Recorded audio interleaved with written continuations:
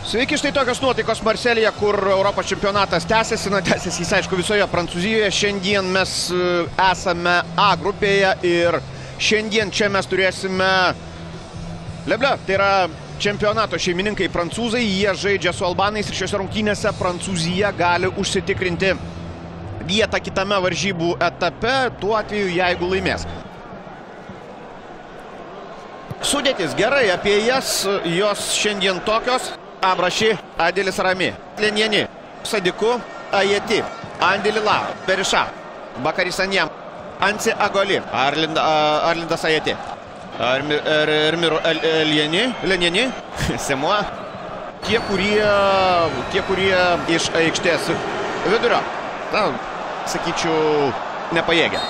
Aš nedetalizavau, bet ten ant suolo Kanopa žemę rausė ir savo šanso laukia šioje brigadoje.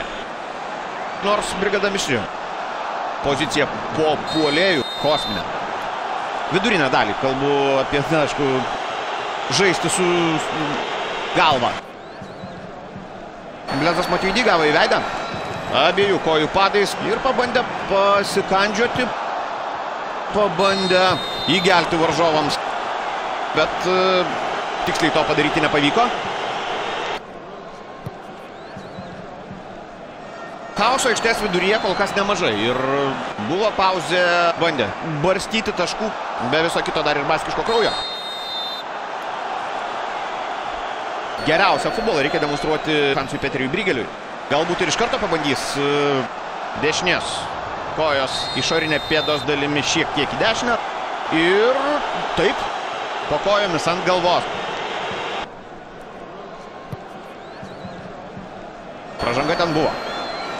Bakari Sanjan žolės. Bet atsibusti teks bet kuriuo atveju. Suprantama, kad ne per pirmas 15 sekundžių. Per 15 minučių galbūt.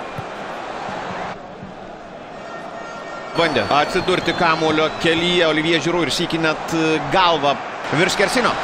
Arba, kaip kartais sakoma, atakuoti galvą. Na, vis dėlto įprastoje savo pozicijoje. Bet milžinas miega, gal ir taip. Nepaisant to, kad krašto gynėjas, bet nepajėgia.